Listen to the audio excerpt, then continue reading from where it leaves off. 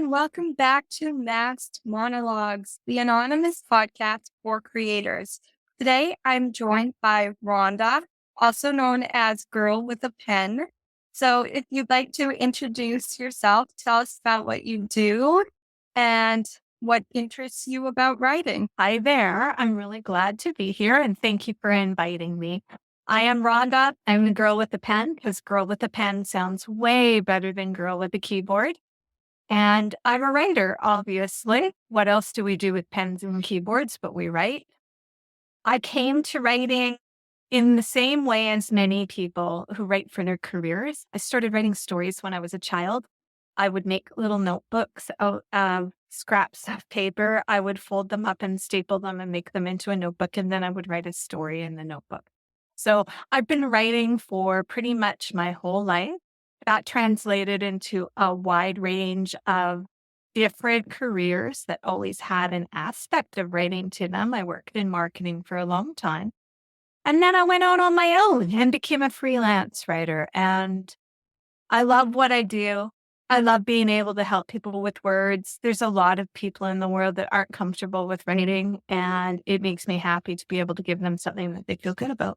So, on your website, I noticed that you said you kissed your old job goodbye. Was that nerve-wracking for you because you were writing for companies and businesses and then you decided to go out on your own? Can you tell us about that stage in your life?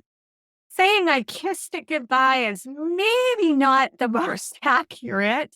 I didn't make that decision. I was in marketing, and as a lot of people in marketing know, we often are on the front line of layoffs, right? When something is happening within a company, who's the first department? It's usually marketing. And that's such a backwards thought for businesses, but it still remains. So I'd gone through layoffs probably, 3 or 4 times in the past, just being in the marketing world. That's what happens. And the last one, I really didn't have anything lined up right away. And I was feeling overwhelmed and probably a little bit sensitive. What I didn't realize was I wasn't in love with the marketing job in the way I had been in the past. It took me a couple of weeks to figure that out in my head. So while I was waiting, a colleague asked me if I would write their website copy for their business. And when it happened, that's when I realized that I didn't need a job, that I could create my own company and do the things that I wanted to do. So was it nerve-wracking? Yes. It was scary as hell. It was uncomfortable. I did a lot of things wrong, and I love it. I would never change where I'm at. No, I've noticed that a lot of entrepreneurs, writers, and creators, they're attached to this idea of having a real job. And they think that they have to go to work every day instead of starting their own company and working on it because it's not the conventional thing to do, right? It's not the norm. And so it's funny to see how you had the same experience. I'm in an older demographic, right? I am not a millennial. I think that millennials and future generations are not going to see it the same way that I saw it. I had boomers for parents. Now, my goodness, you tell a boomer that they shouldn't work a 9 to 5. That would have been crazy talk. That's crazy for my generation. It's getting more and more standard the further we go along. That being said, I have a cousin who is the same age as me, and he has been self-employed his entire life. And the biggest gift he gave his kids is that they both started businesses when they were like 7 and 8 years old. So they were selling eggs from the farm and making things and selling them. So they didn't have that perspective that you're talking about. They had the perspective that the world is their oyster and that they can do anything. And I think that's a fantastic gift. It may make it hard for them if they do decide to work a traditional job, but I think they'll be brilliant at whatever they do because their minds are open to all the opportunities. Yes. Anybody can go out and do and be what they want to do and be, right? We talk a lot about how, and you mentioned this, you have to have the job to get the experience to then go out and do the thing. Experience comes from a whole lot of places. Yes. We're all going to make mistakes. We're all going to have setbacks. And if a person isn't terrified of making mistakes while they're building a business, go for it. There's nothing stopping you because honestly, I made a lot of mistakes building my business. I maybe didn't make mistakes learning my trade and learning how to be a writer, but I certainly made mistakes. So how it goes. So I want to ask you, you said that you went to university for writing. Is that correct? And how much did university and the education you experienced or the education you pursued prepare you for going out into the real world on your own? Not so to clarify, I took a number of writing courses. So that wasn't my post-secondary education. That was more of like side, not even workshops. They were programs and they were degree and diploma programs. But that I learned writing there and different writing techniques and exposure to writing. And then I took a marketing degree.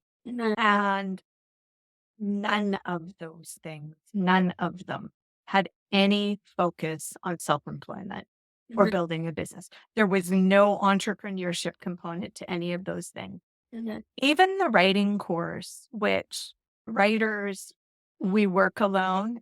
It's generally understood that we're doing this on our own. Even the writing course had no insight into what it might be like turning that into a business. It very much came at it like it was a hobby, which I think had my mindset being different would be very harmful to people because we see a lot of people not taking their businesses seriously. And you know what? If you're listening, you deserve to take your business seriously. You're putting the time in to listen to this podcast. So you're serious and you deserve to be serious about what you want to do. No, I've noticed that everyone looks at creative endeavors as a hobby or a side hustle, and you don't take it, it's your business. It can be what you do full time if you give it that effort, if you put that work into it. And it's amazing to see you share that perspective. So important that we give ourselves permission to take something we love and make it be serious and make it be the job and make it be the source of income. There's nothing stopping that. I also want to stress that in that vein, we need to recognize the value of that. We recognize the value of doctors who went to school and earned an education. We recognize the value of the firemen that took training and went through the physical endurance activities and the courses that they needed to do. We tend to lessen the skills and the gifts that some of us come with and work on our own. Yes. And that isn't to say that we don't all work on our skills. I'm constantly taking small writing programs to improve my writing skills, to learn about different ways to write, to learn about ways writing is being used in the world now. So we are all constantly learning, but because it's a talent, it's a skill, it does get thought of as being less Yes. important, that maybe we should be giving it away more. Which is crazy. It's crazy. The odds stacked up in your favor. So, in other words, if you're wonderful at writing, but you're not the best at, let's say, building a business, then maybe go and educate yourself on that. Seek out experience and people, because there's other people who know more than you do. You might as well go have a conversation with them, read a book. There's so many ways nowadays you can educate yourself. And so I want to talk a little bit about you writing for other company. How does that work for you? Is there an editing process? Do they give you feedback? Do you look at that feedback and then you edit it? How do you write in the company's voice? So it all depends on the company and their format. But of course, it also depends on how I do things too. And that's where fit comes into play. Every writer isn't right for every company. It comes down to voice, it comes down to experience with the type of writing that they're looking for. It comes down to a really wide range of factors, but it's not like you have to consciously think about all those factors in one meeting. We come down to gut fit, and our gut will often tell us this feels like a fit or this doesn't feel like a fit. If there are blanks, we can say, hey, do you have experience with X? Or how do you feel about doing it this way? So, my process, I like to work with companies that are of a mid range size. I would say, as a rule of thumb, they make a product. They are in the range of $3 million to $10 million in revenues a year. And of course, that's just a loose estimate, right? Lots of things fall outside of that. And I do work with some service companies as opposed to product companies. I'll start with them by getting a clear understanding of what it is and they feel they need. We'll talk about what their overall objective is. Is their objective to launch a new product? Is their objective to create more traction for an existing product line? What is it that they need? They may think they need an email series, or they may think they need case studies combined with social media that integrates those two pieces together. I'm able, with my marketing background, to get them back to those objectives and say, okay, what are we trying to do? What do you want to do? And then we can develop the plan for what those right tools are. Once we know what the right tools are, we then should establish a brief of sorts. It isn't always as formal as a written brief, but it'll outline the expectations, what needs to be done. A contract is done up at around the same time that outlines expectations on both sides, deliverables, that kind of thing.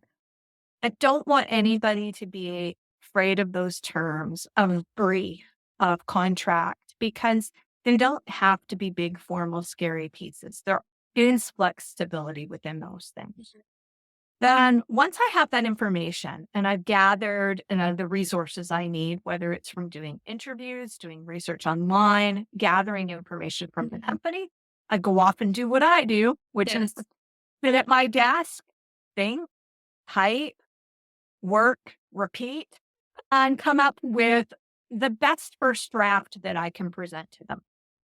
Then that goes to the client. The client then will come back to me with edits. Sometimes those edits are big and scary and that you didn't understand what we wanted here. Sometimes they're smaller where it's just swapping around a few sentences. It's all part of getting to know the client. And that's why having clients for a longer term is ideal. Once that first round of edits is done, I make the changes. I get the second draft back to them. And generally, by the time we've hit the second draft, we're just down to fine point. It's about spacing and proofreading and making sure everything looks good. We'll look at it one more time once it hits its final stage, whether that's going online or going into print. And then we start the process over again. Yeah. When I do something like a bio for an individual or a web page for a company, the process is similar, but because we're doing it more as a one-off. When I have a long-term relationship with a company, that brief and contract process is important. Yes. When it's a one-off and I'm doing a bio for someone, it's really just a lot looser. The amount of back and forth is about the same. I will send a lot of questions to the person. I want to get to know them. I want to ask questions that are telling, and then I'll do my work. We'll do the two processes of back and forth, and then we're finished. And hopefully, in the end, what I've created is something that makes the person really happy. I don't want to stop writing until my client is happy and loves what I've done. I want to ask, has there ever been a time where you refused to work with a client because you thought that your work doesn't align with their company? Yes, yes, yes, yes.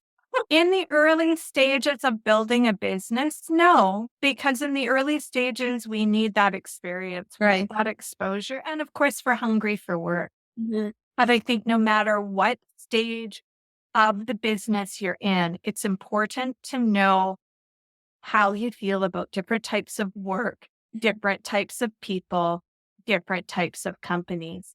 So even if you take that work that you feel isn't right for you, be conscious of that.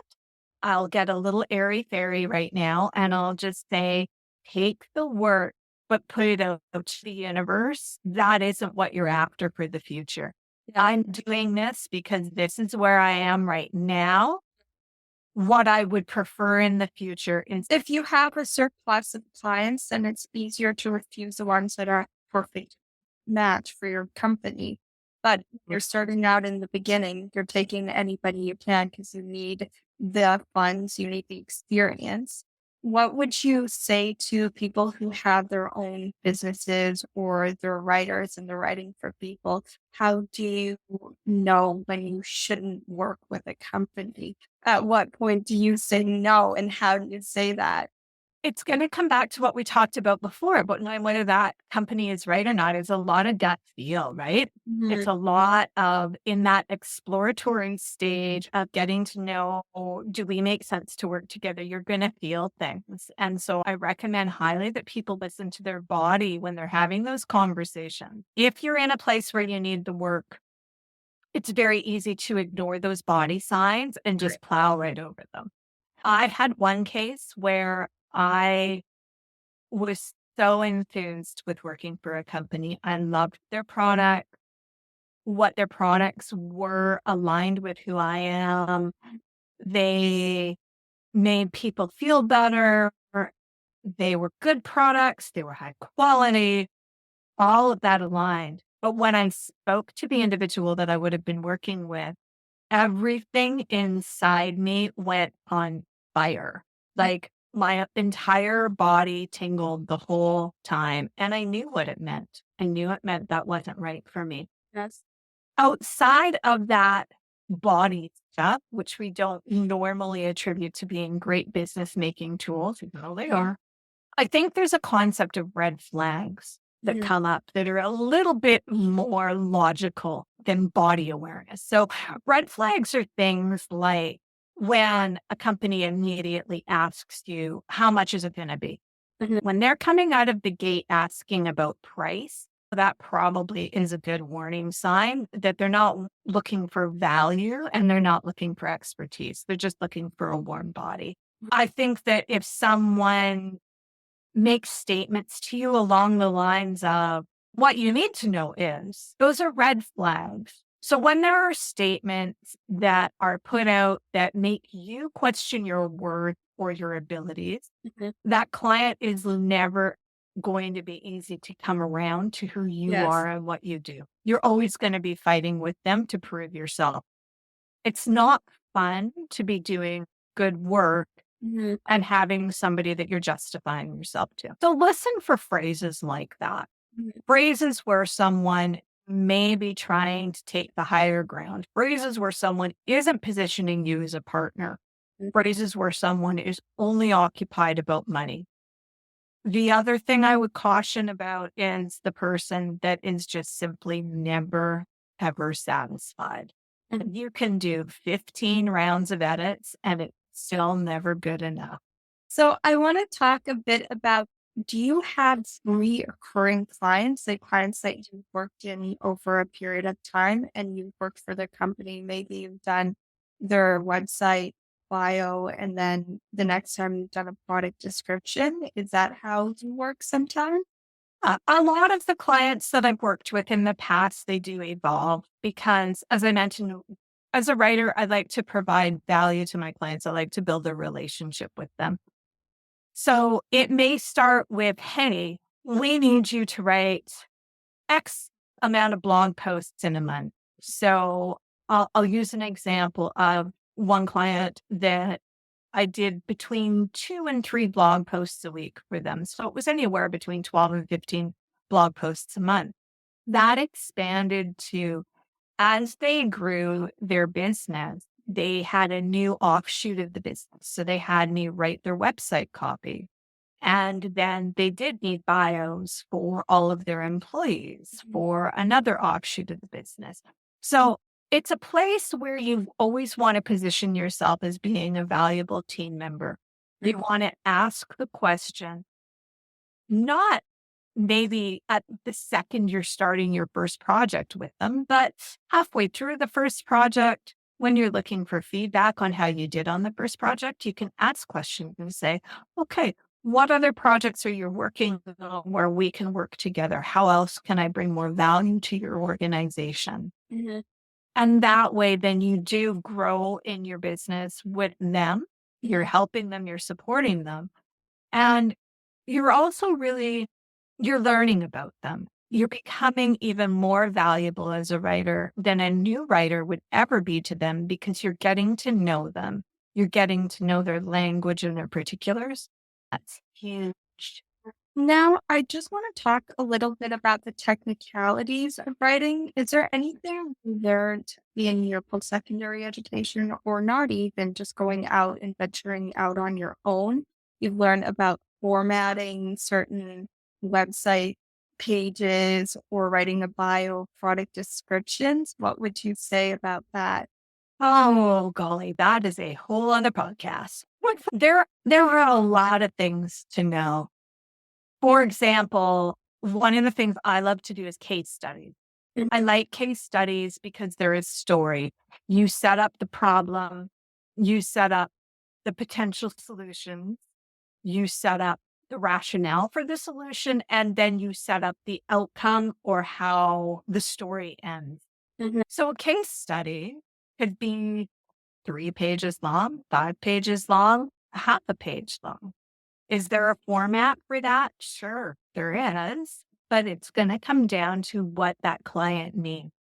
Other things can be a little bit more formulaic. So, like a bio is always going to have your introductory paragraph. You're not going to dive into the person's skill set in the first paragraph. You're going to put that in about the second or third paragraph and then follow up with the elements of interest towards the bottom. But that being said, and we use that phrase, it depends because the bio structure may change depending on the industry that person is in or who they're trying to attract. So I would say where things are a little bit more structured and where a writer needs to know about structure and format is in the types of writing. So writing academically is entirely different than writing for B2B, Yes. than writing for B2C, than writing for a consultant or a coach to their client. Very different. Yes. And in those things, you mentioned earlier about how do you write for the voice? Once you know the style of writing you're doing, whether it's marketing copy or whether it's blog writing or whether it's a case study, you know that format, you know that style of writing, then the next step is to understand the client and their perspective and how they think. It Yes. isn't so much about the business's voice, it's more about the client's voice because the writing needs to appeal to them and be on the same level as how they think and how they speak. A lot of people make the mistake of thinking, if you write for me, you need to sound like me. Yes. That's true if you know for a fact that is what captures the interest of the people you're trying to reach. More importantly, is knowing those clients and what their voice. Yes. So I want to ask a quick question, and it's about do you find that using stories in writing tends to connect better with an audience as opposed to facts or numbers? It depends. The story always tends to allow people to remember things better. I know when I'm making notes, if I'm out in an event and I'm going to be doing an article about it later, quite often in my notes, I'll make a note that says, oh, the story about the chicken in the box. Uh-huh. Because I'll remember what that means because someone has told the story. Mhm. However, back that work in with story are so excellent. Mhm. Not only are you presenting a story that is of interest and captivating, you're also giving justification Right. and support for that point of view. Mhm. Some people love to be hit with a fact right out of the gate. Mhm. They want to see that fact. Other people want to be drawn into a story. So again, it comes down to knowing who that audience is. Yes, it all depends. It all seems to be so subjective, depending on who your target audience is. The creative world is nothing if not subjective. It is incredibly subjective. And even if you have absolutely nailed your audience and you know them inside and out, the process is still very subjective. There are people I've worked with that have hated my writing, Mhm. and that's because it is subjective. Yes. And it's balanced out by the people who love it, who think I've done the best job they ever could have imagined. We want more of those, obviously. Yes. Okay, so now I'm going to wrap up this episode. So, if you want to tell us a little bit about where we can find your writing and your social media channels. You can find me at www.girlwithapen.ca at my very outdated website, which is needing love and attention. It's not getting a lot of that right now. I've returned to Instagram recently. So I'm there, and I believe there I am, girl with a pen _writer. And you can always email me if you want to go old school. And I'm at Ronda, that's RONDA .EYBEN at shaw.co. Okay, thank you so much. And I just want to say, if you like this podcast and you want more episodes, then please share it with a friend or a family member and follow us on social media. Bye. Bye. Hear the stories they are saying. Let the